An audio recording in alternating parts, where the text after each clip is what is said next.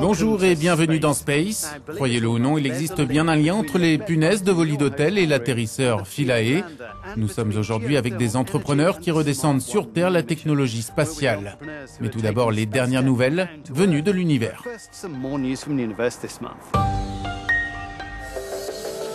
Sentinel-2A, l'un des satellites du programme européen Copernicus, est désormais prêt au lancement, prévu pour le mois de juin. Il permettra d'observer les terres émergées tous les 5 jours, pendant au moins cette année. Les scientifiques de la NASA ont développé un concept révolutionnaire visant à envoyer un sous-marin sur Titan. Il pourrait permettre d'explorer les lacs de méthane et d'éthane que l'on peut trouver sur la plus grande lune de Saturne.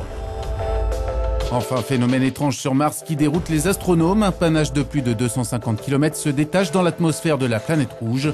Aucune explication n'a pu être trouvée. Nous nous rendons à la fois en Espagne et au Royaume-Uni afin de rencontrer des entrepreneurs un peu spéciaux.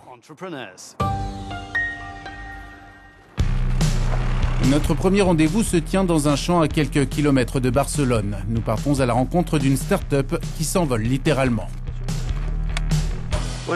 C'est un drone que nous avons nous-mêmes conçu. Il utilise des technologies spatiales afin de naviguer de façon complètement autonome. Les drones autonomes utilisent une version améliorée de navigation par GPS qui permet une précision de déplacement de 2 cm. Il pourrait être utilisé pour surveiller des vastes champs de culture, par exemple.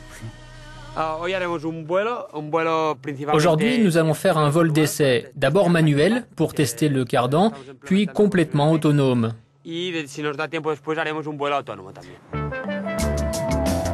Quand ils ne volent pas, les drones reposent ici à l'incubateur d'entreprises créé par l'Agence spatiale européenne il y a moins d'1 an, l'un des 11 centres de la sorte disséminés sur le continent.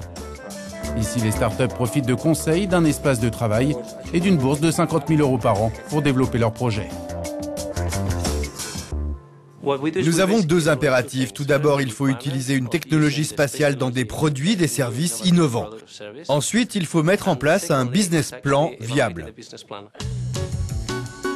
Également présent dans ce centre, une entreprise utilisant les services par satellite d'une manière très différente. Ils développent l'Internet à haut débit et des systèmes de VoIP.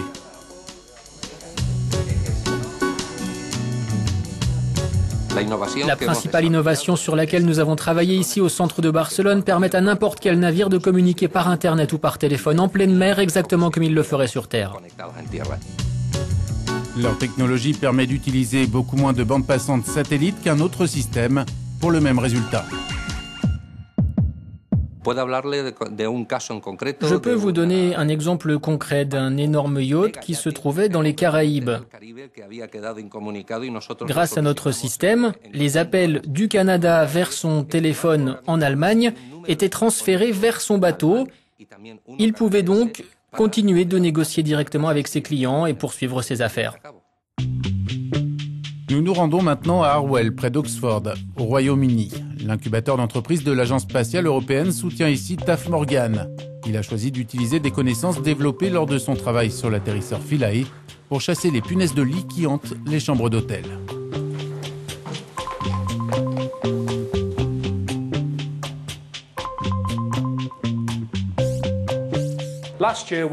L'an passé, nous atterrissions sur une comète. Nous avions mis au point un petit instrument, Ptolémie, un laboratoire chimique de la taille d'une boîte à chaussures. Nous avons décidé de l'utiliser dans l'industrie hôtelière afin de chasser les punaises de lit en suivant leurs traces chimiques. Nous prenons simplement un échantillon en retirant l'air de ce tube. C'est exactement ce que nous avons fait avec Philae. Nous aspirons l'atmosphère, nous le plaçons dans un four, puis dans un spectromètre de masse et nous l'analyserons. Une autre innovation ici à Harwell est tirée d'une recherche spatiale vieille de 50 ans, afin de mettre au point un dispositif de surveillance cardiaque.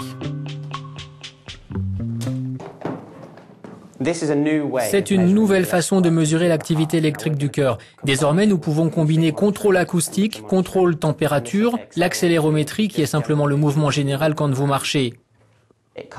Nous partons d'une étude de la NASA qui date de la fin des années 60. Il cherchait à contrôler l'activité cardiaque des astronautes dans l'espace. Les missions spatiales repoussent les limites de ce qui est possible dans l'ingénierie et ce savoir-faire peut être réutilisé ailleurs. Cette start-up de 2 personnes a grandi à travers l'unité d'incubation. Ils ont mis au point un revêtement nanomatériel de pointe pour les échangeurs de chaleur.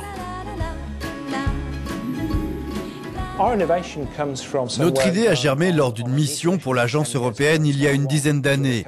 Nous avons réussi à transférer cette technologie et ainsi pu créer une nanostructure qui a des propriétés fantastiques de transfert d'énergie, 300-400% fois plus rapide que la normale.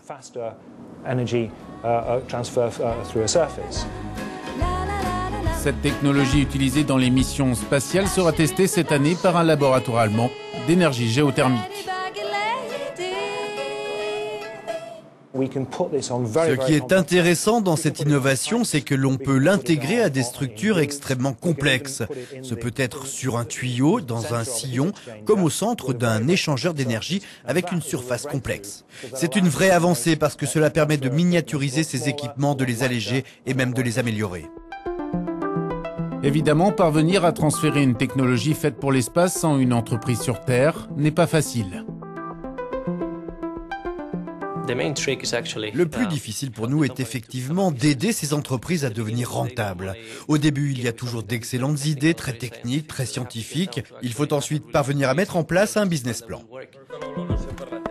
Pendant leur séjour en incubateur d'entreprise, les startups profitent de cet environnement pour établir un maximum de connexions.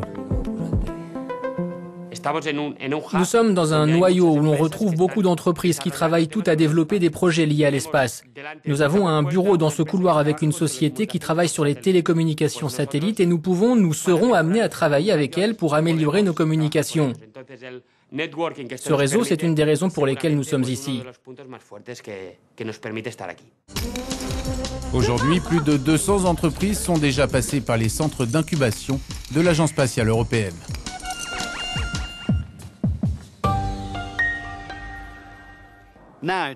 Maintenant, pour notre second épisode de l'Astronaute Academy, Thomas et Andreas qui sont littéralement aux prises avec le module Columbus de l'ISS.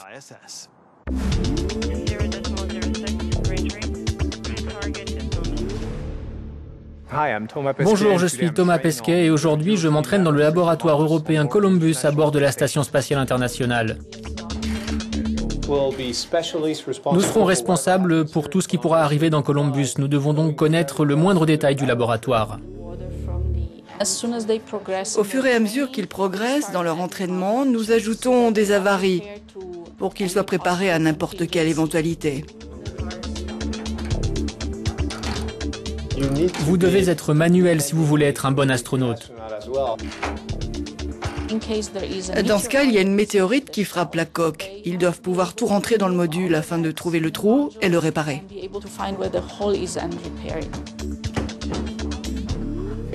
Je suis un grand optimiste, donc nous ne pensons pas à ce qui pourrait se passer. On s'entraîne et si quelque chose arrive, nous serons prêts. C'est tout pour aujourd'hui. Dans notre prochain épisode, nous nous pencherons sur la mission Rosetta.